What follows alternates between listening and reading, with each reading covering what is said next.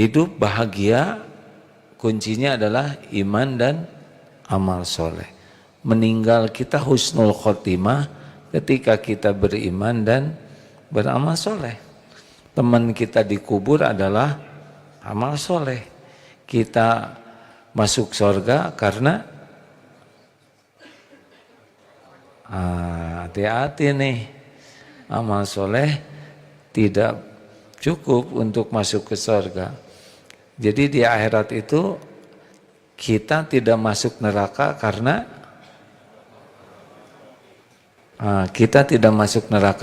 ampunan Allah. Kita masuk surga karena rahmat Allah. Faman zuhziha 'anil nar, barang siapa yang dijauhkan dari api neraka, wa udkhilal jannah, dan dimasukkan kebaikan kita ke surga. Nah, jadi sukses itu Ali Imran 185 ya, dijauhkan dari api neraka. Nah, itu ampunan Allah. Jadi ada yang masuk surga tuh, ada yang dicelup dulu di neraka, baru sesudah diimpaskan, baru dikesorgakan. Ada yang masuk surga nggak dicelup dulu, milih mending yang mana? Hah? Mau dicelup nggak? Jangan salah ngomong nih, bisa diijabah. Maka yang paling enak itu masuk surga tanpa hisab, tanpa azab. Bisa masuk surga tanpa hisab? Ada sahabat-sahabat yang bisa masuk surga tanpa hisab. Saya doa minta supaya tidak usah dihisab, repot dihisab itu ya. Repot sekali, banyak hitungannya. Kalau nggak dihisab enak. Ya meminta walaupun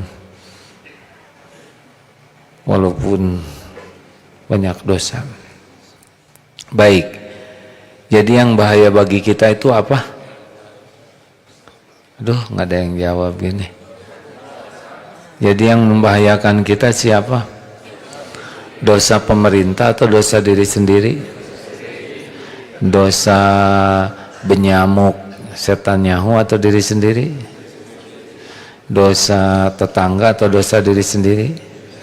Dosa atasan atau dosa diri sendiri? Dosa orang tua atau dosa diri sendiri? Yang membahayakan kita dosa pasangan hidup kita atau dosa diri sendiri? Bagus. Jadi yang harus kita pikirkan serius, dosa siapa? Kesalahan siapa? Makanya mengagumkan sekali itu yang waktunya sibuk aja mikirin dosa orang lain. Ini luar biasa ini. Nggak ada kerjaan sekali nih. Bukan tidak boleh, tapi kalau kita sibuk memikirkan dosa orang lain sampai lalai kepada dosa sendiri, itu kebodohan. Dosa orang lain nggak ada bahayanya buat kita. Orang nipu kita bahaya tidak? Takut salah jawabannya kan ya. Nyebut tidak bahaya bisa ketipu. Kalau orang nipu ke kita, yang pasti binasa dia. Kita tergantung sikap kita. Kalau menyikapinya benar, kita nggak ada ruginya. Nah, makanya dalam berumah tangga nih ya, ada orang yang sangat sibuk memikirkan kesalahan istrinya atau suaminya. Bukan tidak boleh. Coba Bu, Ibu, mana ibu-ibu adakah? Mana yang berbahaya bagi emak-emak ini? Dosa suami atau dosa diri sendiri? Yang mantap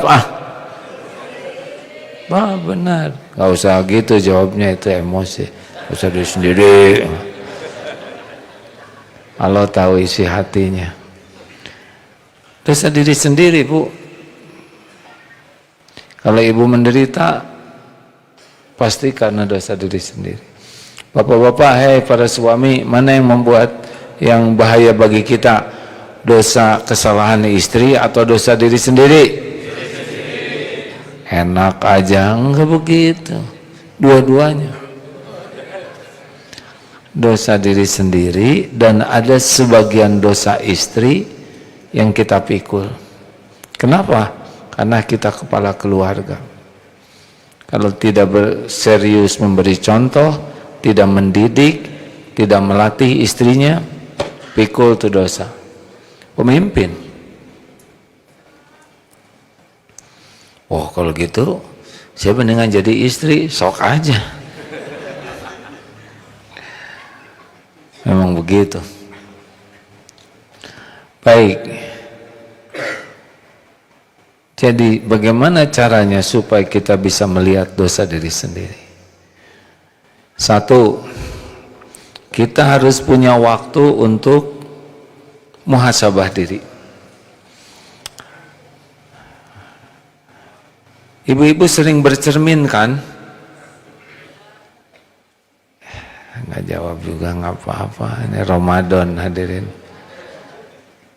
Coba kalau bercermin, lihat ada yang jelek di cermin, yang dipecahkan cerminnya enggak. Memang mengagumkan ibu-ibu tuh, bangun tidur yang pertama dilihat cermin. Masih ada katanya. Udah gitu ke toilet, ngaca lagi. Keluar dari toilet, ngaca. Keluar dari rumah, jendela. Sebelum naik kendaraan, spion. Di dalam mobil, di dalam angkot, keluarin dari tasnya. Ngaca lagi. Aneh, nggak bosen? Harusnya bosen dong. Kamu lagi, kamu lagi. Yang dicari apa? Yang dicari takut ada yang kurang.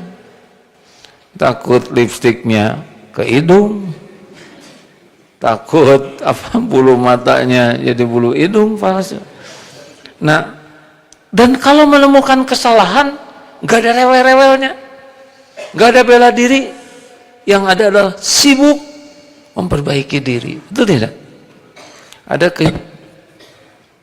ini keren banget. Kalau tidak cuma lihat topeng, selama ini yang sibuk dievaluasi topeng, casing. Lebih mantap lagi kalau ibu rajin ngaca. Ini kamu yang pengen jadi bidadari sorga, emang pantas. Ini mata yang lihat HP melulu. Ini yang kerjanya ngomel. Kalau tiap ngaca yang dilihat adalah kelakuan diri, pasti beda tuh.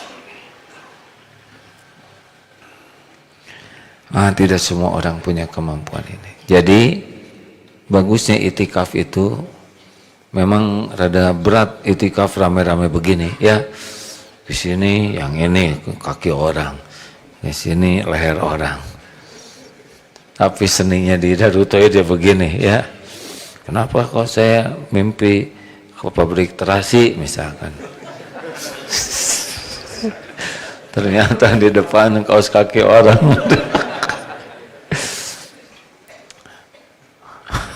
Astagfirullahaladzim. Lanjut. Cobalah tulis ya keburukan diriku. Kalau bisa ditulisnya yang tidak akan dibaca oleh orang lain, supaya jujur. Bekal kaget kita tuh nggak ada apa-apanya.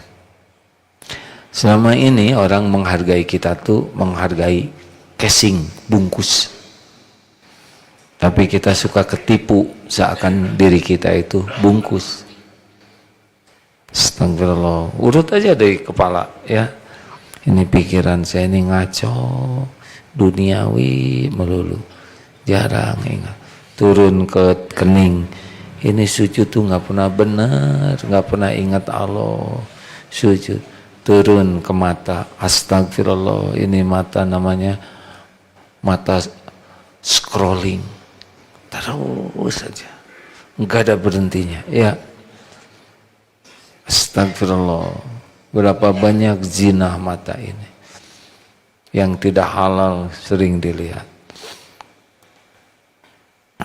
Kita biasa aja lihat iklan sampo, padahal itu aurat bagi kita, ya kan? Astagfirullah.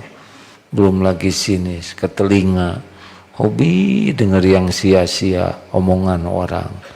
Turun lagi ke mulut, ini dia yang banyak menjerumuskan orang jadi ahli neraka. Sia-sia, pamer, sum'ah, ngejelekin orang, bohong, gibah, fitnah. Di sini nih. Turun lagi lihat tubuh, komplain terus dengan tubuh. Oh, nanti kalau lihat tubuh istighfar juga. Kenapa? Ini tubuh amanah Allah nih. Bukan cuman keluarga amanah, bukan cuman ilmu amanah, tubuh juga amanah. Berapa banyak orang yang tidak memperlakukan tubuh ini dengan baik. Halo? Ada ngobrol dengan orang yang memiliki ilmu agama, yang beliau sesudah dia, Ustadz, kenapa ya subur gitu ya, saya nggak nyebut gemuk ya, wah saya ini nggak ada waktu untuk olahraga. Ustadz, ini tubuh punya hak loh, punya hak selain makan minum, istirahat, bersih, dan digerakkan. Ngasih makan apa ini? Kita ngasih makan apa aja ke tubuh ini, dituntut nanti di akhirat. Keperluan makan kita kan sepertiga makanan, sepertiga air, sepertiga udara. Tidak ada riwayat sampai kenyang bungkang begitu. Dan makan itu hanya untuk menegakkan tubuh supaya kuat ibadah. Istighfar, ragil, raja giling yang selalu memamah biak. Terus ngagayam, itu zolim loh ke diri. Kasihan kalau kita sering makan, ngemil terus, akibatnya insulin kita, pankreas mengeluarkan insulin supaya gula darahnya jadi normal. Ini capek tubuh tuh, harus diistirahatkan. Akibatnya jadi resisten insulinnya. Katanya begitu, saya bukan dokter ya. Saya pengen tahu aja kenapa kok sampai banyak penyakit pada tubuh kita. Secara syariat zolim ke tubuh ini, nggak ada istirahatnya. Mengunyah terus, jalan tah diminum, gula terus. Baru juga buka langsung gelegek sirup, kolak ya kan, selain korma langsung makan nasi. Itu kan zolim ke tubuh, karena gulanya jadi spike katanya. Masalah tubuh kita tuh harusnya bertahap. Makanya kalau lihat tubuh sendiri itu istighfar. Kita makan tapi nggak pakai ilmu. Jambar roti, ambil, masukin ke sini. Hidung tuh nggak tanggung jawab dengan tubuh kita, ya kan? Benar tidak? Itu halu, makanan colek, ke sini dah. Dia nggak tanggung jawab ke tubuh kita. Lidah cuman segini, lewat dari lidah udah nggak ada rasanya tuh. Kita ngebela-belain lidah, ngebela-belain hidung, ngebela-belain mata, sampai zolim ke tubuh sendiri. Ini serius. Kalau ingat sunnah Nabi, para sahabat, badan tuh ringan. Kalau tubuh kita ini sehat, syariatnya oleh Allah dibuat ringan. Dari duduk berdiri itu gampang, ruku sujud itu ringan. Kemudian gerakan kita tuh jadi ringan. Tapi kalau kita segala digiling, nanti radang tubuh ini. Cirinya radang apa? Ya itu, jadi boyot ya. Maaf, jangan menilai orang lain ya. Ada yang tidur nggak nyaman, bangun tidur nggak enak, letih, lesu, lemah, nafas juga cuma sedikit, jalan sedikit, beneran, saya mohon maaf ya, jangan menilai, wah si eta tah, diam ya. Jangan menilai orang lain ya. Nggak enak ceramah ini. Langsung pada tahan perut begitu. Jadi selama umroh kemarin saya belajar tentang supaya tidak zolim. Salah satu zolim ke tubuh itu katanya tubuh kita ini lingkaran perutnya jadi besar karena banyak lemak visceral. Ya bukan sok pinter ya. Saya udah nanya lemak visceral itu apa, ya itu lemak-lemak, kan lemak di perut itu ada dua, yang di bawah kulit dan ada yang di dalam itu yang suka nyelimutin usus jadi kuning-kuning. Coba kalau lihat motong ayam gemuk ya kan, di ususnya tuh banyak lemak visceral, di livernya, di pankreasnya apa, jadi si tubuh tuh meradang, nggak enak, nafas juga nggak bagus, secara penampakan juga kurang gimana lah gitu ya. Saya nggak nyebut bentelu ya kan, tapi nggak enak, nggak diteruskan ini jadi pada tahan nafas begini. Ini harus tobat maksudnya hadirin. Jangan-jangan Allah ngirim berbagai penyakit karena kita zolim ke diri ini, nggak pernah belajar tentang makan yang benar. Halalan kita belajar, toyib tidak belajar. Emang banyak gula itu bagus? Enggak bagus. Emang banyak karbo itu bagus? Kalau tidak diperlukan tidak bagus. Kita makan nggak pakai ilmu, zolim ke tubuh ini. Mikir. Jadi pas ngaca teh, astagfirullah ya Allah, betapa lamanya tubuh ini saya zolimin. Untung di sini tidak ada yang merokok. Saya tidak berkaitan dengan hukum. Merokok zolim tidak kira-kira? Sederhananya gini, paru-paru ini sukanya dikasih asap yang jelek, kasih udara yang segar. Jawab. Nah, kalau ngisep rokok itu jelas sekali kajian ilmiah, rokok itu tidak membawa kebaikan. Jadi setiap merokok selain dia menghisap, di akhirat dihisab. Makan waktu, makan uang, makan tenaga, semuanya ada hitungannya. Demi Allah, faman ya'mal mithqala dzarratin khairan yarah wa man ya'mal mithqala dzarratin syarran yarah. Sekecil apapun. Kesini zolim, dikeluarkan itu ke orang lain zolim.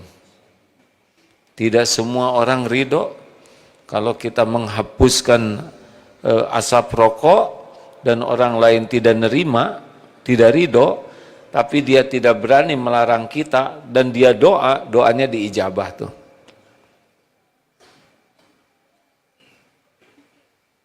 Mikir. Gak usah lihat kiri kanan Pak, jadi saya tahu nyari teman ya. Nunduk aja begini. Bagaimana dong kita lihat orang yang ngerokok, jangan dihina. Jangan diremehkan karena boleh jadi beliau pun sangat ingin berhenti. Cuma tidak semudah ceramah ini, ya kan Pak? Tenang, nggak boleh lihat ke beliau ya. Begini hadirin, orang yang merokok aja udah menderita itu, pengennya itu sengsara. Jadi kita yang tidak merokok, lihat yang merokok, jangan merendahkan, doakan kebaikan. Sing pahit, berhenti, itu malah jadi kebaikan. Tapi kalau kita menghina, itu tidak menyelesaikan masalah, malah ngotorin hati kita, betul? Husnuzonnya orang yang merokok tuh pengen berhenti, lagi berjuang. Ada juga yang memang tidak mau berhenti. Kalau rokok itu baik, itu bayi yang baru lahir. Ya, bayi sedot, nggak mau. Atau istrinya ya, ayo Bu, nenek rokok nek. Kalau yakin merokok itu baik, bagikan itu kakek, nenek, bayi, anak-anak kecil. Anak-anak sini, bagi. Nggak mau perokok tuh, karena tahu itu tidak baik. Kan ada kakek-kakek lagi merokok, ditanya oleh cucunya, Kek lagi apa? Lihat sendiri. Ngerokok nak, cuk. Kek minta dong. Hus, nggak boleh. Kenapa kek? Bahaya tahu. Tuh si kakek aneh ya.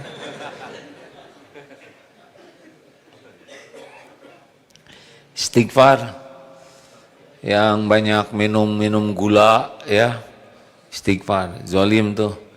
Gula itu kalau kebanyakan mesti tubuhnya tersakiti. Termasuk yang banyak makan tepung, wah, atau minyak jalantah dan sebagainya. Itu zalim itu. Serius hadirin. Harus pakai ilmu makan ini. Ini saya bisa disebelin tukang gorengan ini hadirin. Bukan tidak boleh. Tidak boleh banyak. Tidak boleh berlebihan. Jadi cukup lihat, pegang, enak nih ya.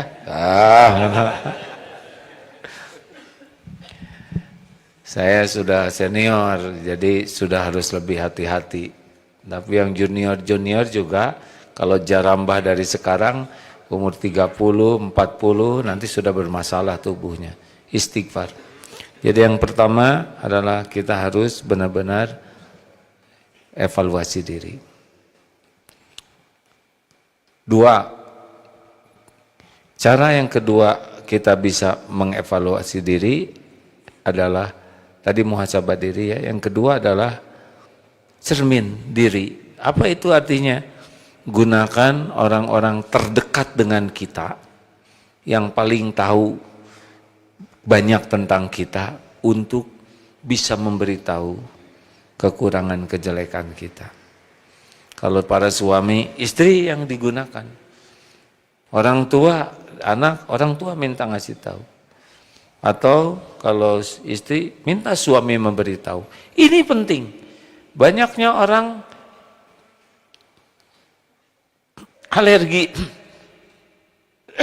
alergi kepada koreksi. Padahal yang kita perlukan tuh koreksi. Coba, Bapak udah pakai jas, pakai dasi. Di sini ada upil, nggak kelihatan. Apa yang kita perlukan? Kita mau tampil nih. Yang ngoreksi, yang muji. Jawab. Terus ketemu dengan ini upil di sini 2 lagi ya. Kita nggak lihat. Maaf Pak, maaf. Ngomongin siapa ini? Minum. Biasanya kalau batuk yang siapin air. Ini gimana?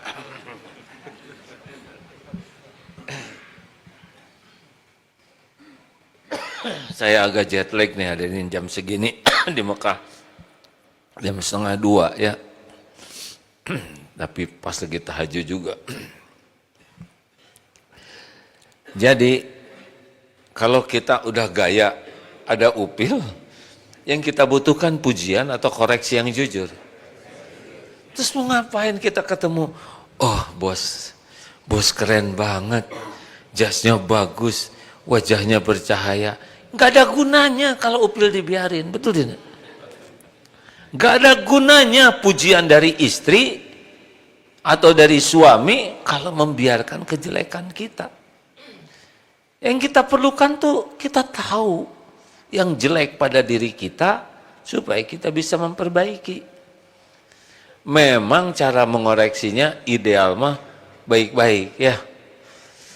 Sebetulnya Bapak tuh sudah keren Pak.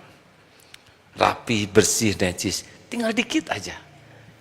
Tapi itu perkara sederhana. Upil. Nah, itu paling enak ya kan. Tapi yang agak enak deletak. Lihat hidung, aduh, jadi merasa upilan begini hadirin. Nah,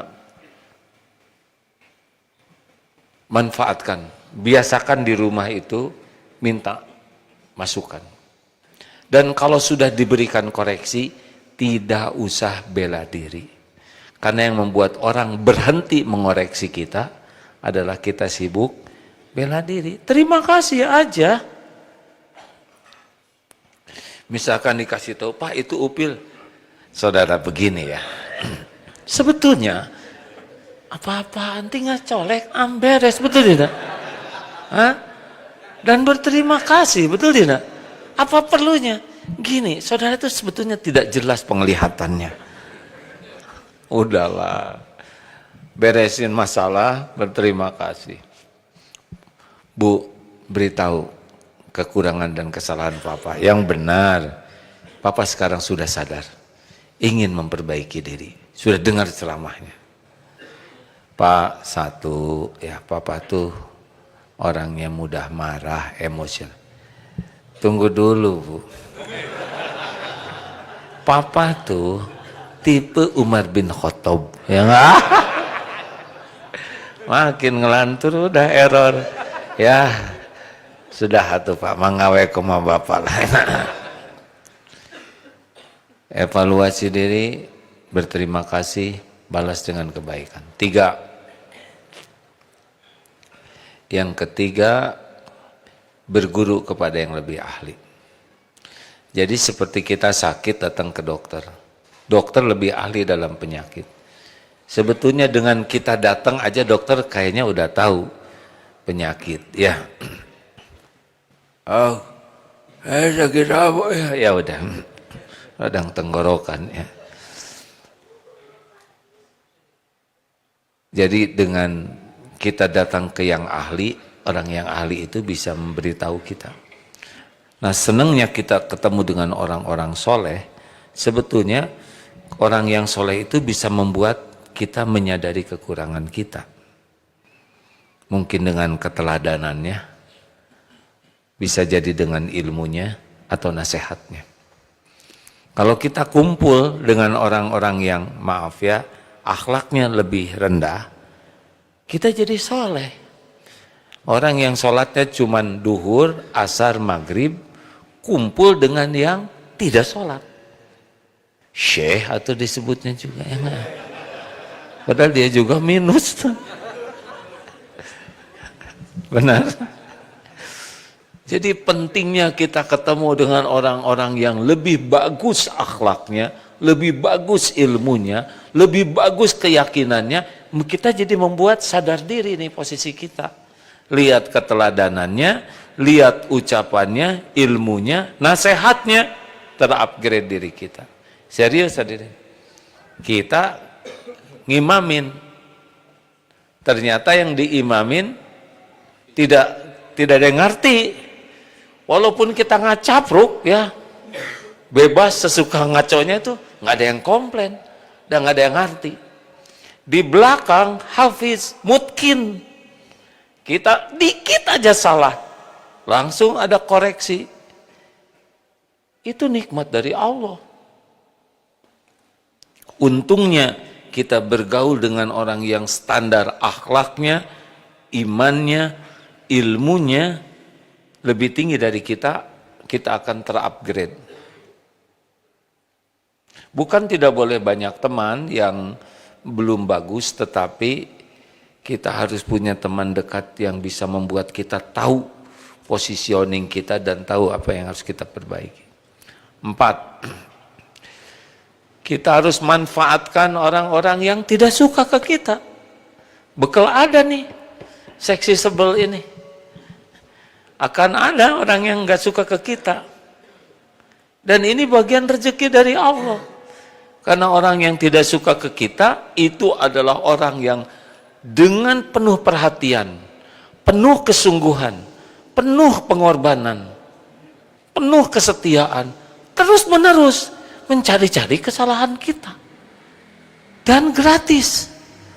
Luar biasa ini. Jarang kita menemukan orang sesetia dia. Kita udah tidur, dia masih melek memikirkan kita. Kemana-mana mengirimkan intel, cap 2 cula ya, yang terus menyelidiki kekurangan kita. Bahkan dia membeberkannya supaya kita tahu kesalahan kita. Wow, ini mah harusnya kita kirim apa? Parcel. Parcel, bener. Beneran hadirin. Tapi saya juga nggak ngirim, Deng. Harusnya kita berterima kasih. Dan nggak bahaya. Orang yang sebel ke kita tuh nggak bahaya. Yang bahaya tuh kita sebel ke dia, ya kan? Kalau kita benci ke orang lain, perasaan kita dia menderita. Enggak. Kita benci ke orang kayak kita pegang bara api. Perasaan kita dia yang kepanasan. Tidak. Tangan kita yang kosong. Jadi nggak ada bahayanya orang sebel ke kita. Yang bahaya tuh kita sebel ke orang lain.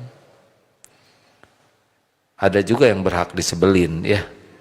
Yang Allah tidak suka, kita harus ikut tidak suka. Jadi kalau ada orang-orang yang tidak suka, dengerin aja apa hasil penyelidikannya. Gampang jawabannya mah, perbaiki diri saja. PDLT, perbaiki diri, lakukan yang terbaik. Nggak usah sibuk menjelaskan sama dia. Kalau dia nggak suka ke kita menjelaskan ke dia nggak ngepek.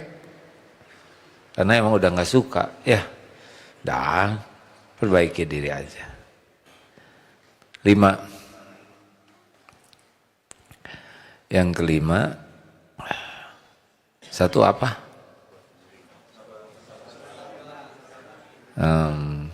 Muhasabah diri. 2, bercermin dari orang-orang dekat. 3, berguru atau berkumpul dengan orang-orang yang lebih bagus, lebih ahli. 4, manfaatkan orang-orang yang tidak suka ke kita. Jangan takut ya, tenang aja. Yang kelima, belajarlah dari apa yang terjadi di sekeliling kita. Ini maaf ya, tanpa bermaksud buruk. Ini yang ada di sekeliling ini ilmu semuanya. Ada yang dermawan, ada yang punya makanan 2 juga, kasih ya dua-duanya.